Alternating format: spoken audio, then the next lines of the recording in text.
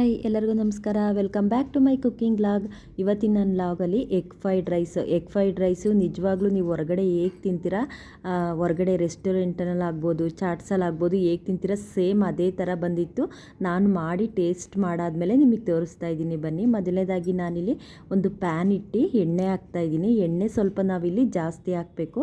ನಾನಿಲ್ಲಿ ಇಬ್ಬರಿಗೆ ಮಾಡ್ತಾಯಿದ್ದೀನಿ. ಮೊದಲನೇದಾಗಿ ಹೆಚ್ಚಿಟ್ಟಿರೋ ಅಂಥ ಈರುಳ್ಳಿ ಮತ್ತು ಹಸಿರು ಮೆಣಸಿಕಾಯಿ. ಈರುಳ್ಳಿ ಒಂದು ದಪ್ಪದು ಹೆಚ್ಚಿದ್ದೀನಿ, ಅದ್ರ ಜೊತೆಗೆ 3 ಹಸಿರು ಮೆಣಸಿಕಾಯಿ ಹಾಕಿದ್ದೀನಿ ಮತ್ತು ಸ್ವಲ್ಪ ಕ್ಯಾಪ್ಸಿಕಮ್ ಯೂಸ್ ಮಾಡಿದ್ದೀನಿ.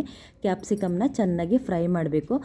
ಈರುಳ್ಳಿ, ಹಸಿರು ಮೆಣಸಿಕಾಯಿ ಮತ್ತು ಕ್ಯಾಪ್ಸಿಕಮ್ನ ಸ್ವಲ್ಪ ಹಸಿ ಸ್ಮೆಲ್ ಹೋಗೋವರೆಗೂ ಚೆನ್ನಾಗಿ ಫ್ರೈ ಮಾಡೋಣ. ನೋಡಿ ನಾನಿವಾಗ ಎಗ್ ಹಾಕಲಿಕ್ಕೆ ರೆಡಿ ಮಾಡ್ತಾಯಿದ್ದೀನಿ. ಎಗ್ ಹಾಕಿದ್ದೀನಿ. ನಾನು ಇಲ್ಲಿ 2 ಎಗ್ನ ಹಾಕಿದ್ದೀನಿ. ಏನಪ್ಪ ಅಂದರೆ ನಾವು ಎಗ್ನ ಈ ತರಕಾರಿ ಎಲ್ಲ ಫ್ರೈ ಮಾಡಾದಮೇಲೆ ಆಮೇಲೆ ಹಾಕಿದರೆ ಚೆನ್ನಾಗಿರಲ್ಲ.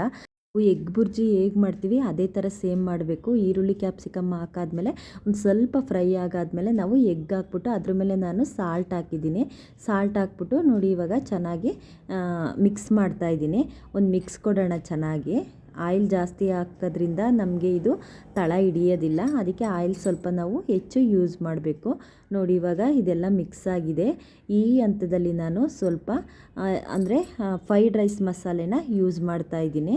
ಇದು ಸ್ವಲ್ಪ ಎಗ್ಗು, ಕ್ಯಾಪ್ಸಿಕಮ್ಮು, ಈರುಳ್ಳಿಗೆಲ್ಲ ಚೆನ್ನಾಗಿ ಹಿಡೀಲಿ ಅಂತ ಹೇಳ್ಬಿಟ್ಟು ಈ ಟೈಮಲ್ಲಿ ಹಾಕ್ತಾಯಿದ್ದೀನಿ. ನೆಕ್ಸ್ಟ್ ನಾನಿಲ್ಲಿ ಸ್ವಲ್ಪ ಗರಂ ಮಸಾಲ ಯೂಸ್ ಮಾಡಿದ್ದೀನಿ. ಒಂದು 1/2 ಸ್ಪೂನು ಗರಂ ಮಸಾಲ ಯೂಸ್ ಮಾಡಿದ್ದೀನಿ. ಇವಾಗ ನೋಡಿ ಇದನ್ನು ಅಷ್ಟೇ ಚೆನ್ನಾಗಿ ಎಗ್ಗೆಲ್ಲ ಬೆಂದಿದೆ, ನಿಮಗೆ ಗೊತ್ತಾಗುತ್ತೆ. ತರಕಾರಿ ಮತ್ತು ಎಗ್ಗು ಎಲ್ಲ ಬೆಂದಿದೆ.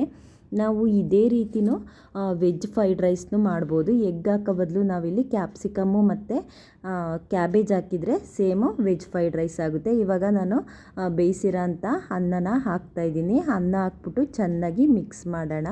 ನೋಡಿ ಇವಾಗ ನಾನಿಲ್ಲಿ ಚೆನ್ನಾಗಿ ಮಿಕ್ಸ್ ಮಾಡ್ತಾ ಇದ್ದೀನಿ. ಅನ್ನನ ನೋಡಿ ಈ ರೀತಿ ಚೆನ್ನಾಗಿ ಮಿಕ್ಸ್ ಮಾಡಬೇಕು. ಇನ್ನೊಂದೇನಪ್ಪ ಅಂದರೆ ಎಗ್ ಫ್ರೈಡ್ ರೈಸ್ ಅಂತ ಅಂದರೆ ರೈಸ್ನ ಚೆನ್ನಾಗಿ ಫ್ರೈ ಮಾಡಬೇಕು, ಅಂದರೆ ಹುರಿಬೇಕು ಅಂತ ಹೇಳ್ಬಿಟ್ಟು. ಚೆನ್ನಾಗಿ ರೈಸ್ನ ಫ್ರೈ ಮಾಡಿದಷ್ಟು ಚೆನ್ನಾಗಿರುತ್ತೆ ನಮಗೆ. ನೆಕ್ಸ್ಟ್ ಇನ್ನು ಸ್ವಲ್ಪ ಮಿಕ್ಕಿರೋ ಅಂಥ ಫ್ರೈಡ್ ರೈಸ್ ಮಸಾಲೆನ ಇವಾಗ ಹಾಕ್ತಾಯಿದ್ದೀನಿ. ಆವಾಗಲೇ ವೆಜಿಟೇಬಲ್ ಗಿಡಿಲಿ ಅಂತ ಹಾಕಿದ್ದೆ. ಇವಾಗ ಮತ್ತೆ ರೈಸ್ ಮೇಲೆ ಫ್ರೈಡ್ ರೈಸ್ ಮಸಾಲ ಮತ್ತು ಪೆಪ್ಪರ್ ಪೌಡ್ರು ಮತ್ತು ಸಾಲ್ಟ್ ಹಾಕ್ತಾಯಿದ್ದೀನಿ. ಈ 3 ಹಾಕ್ಬಿಟ್ಟು ಚೆನ್ನಾಗಿ ಮಿಕ್ಸ್ ಮಾಡ್ತಾಯಿದ್ದೀನಿ.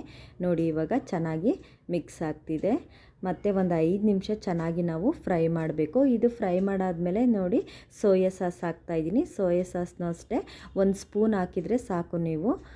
ಇವಾಗ ಸ್ವಲ್ಪ ನಾನು ಆಯಿಲ್ ಕಡಿಮೆ ಆಯಿತಾ ಅನ್ನಿಸ್ತು ನನಗೆ, ಅದಕ್ಕೆ ಸ್ವಲ್ಪ ಮೇಲೆ ಆಯಿಲ್ ಹಾಕ್ಬಿಟ್ಟು ಸೋಯಾ ಸಾಸ್ ಹಾಕ್ಬಿಟ್ಟು ಚೆನ್ನಾಗಿ ಮಿಕ್ಸ್ ಮಾಡ್ತಾಯಿದ್ದೀನಿ. ನೋಡಿ ಈ ರೀತಿ ಚೆನ್ನಾಗಿ ಮಿಕ್ಸ್ ಮಾಡೋಣ. ಸೋಯಾ ಸಾಸ್ ಹಾಕಿದ್ಮೇಲೆ ಕಲ್ಲರೇ ಚೇಂಜ್ ಆಯಿತು, ನೀವು ನೋಡ್ತಿರ್ಬೋದು. ಫ್ರೈಡ್ ರೈಸು ರೆಡಿಯಾಗಿದೆ. ನೀವು ಹೊರಗಡೆ ಹೇಗೆ ತಿಂತೀರೋ ಸೇಮ್ ಆ್ಯಸ್ ಇಟ್ ಈಸ್ ಅದೇ ಥರ ಇದೆ. ಟೇಸ್ಟ್ ಕೂಡ ಹಾಗೆ ಬರುತ್ತೆ. ಒಂದ್ಸರಿ ನೀವು ಕೂಡ ಟ್ರೈ ಮಾಡಿ ನೋಡಿ. ಅದ್ರ ಮೇಲೆ ನಾನು ಸ್ವಲ್ಪ ಸಣ್ಣಕ್ಕೆ ಹೆಚ್ಚಿಟ್ಟಿರೋ ಅಂಥ ಹಸಿ ಈರುಳ್ಳಿ ಮತ್ತು ಹಸಿ ಕೊತ್ತಂಬರಿ ಸೊಪ್ಪು ಉದುರಿಸಿದ್ದೀನಿ. ನನ್ನ ಮಕ್ಕಳಿಗೆ ಮಾಡಿಕೊಟ್ಟೆ. ಅವ್ರು ನಿಜವಾಗ್ಲೂ ತುಂಬ ಇಷ್ಟಪಟ್ಟು ತಿಂದರು. ಆಲ್ರೆಡಿ ಅವ್ರು ಬ್ರೇಕ್ಫಾಸ್ಟಿಗೆ ತಿಂದಿದ್ರು. ಅದು ಸಾಲ್ಟೇಜ್ ಆಗಿ ಮಧ್ಯಾಹ್ನ ಮತ್ತೆ ಮಾಡಿಕೊಡಿ ಅಮ್ಮ ಅಂದರು. ಹಾಗಾಗಿ ಮಧ್ಯಾಹ್ನ ನಾನು ಅವರಿಬ್ಬರಿಗೋಸ್ಕರ ಮತ್ತೆ ಮಾಡಿದೆ.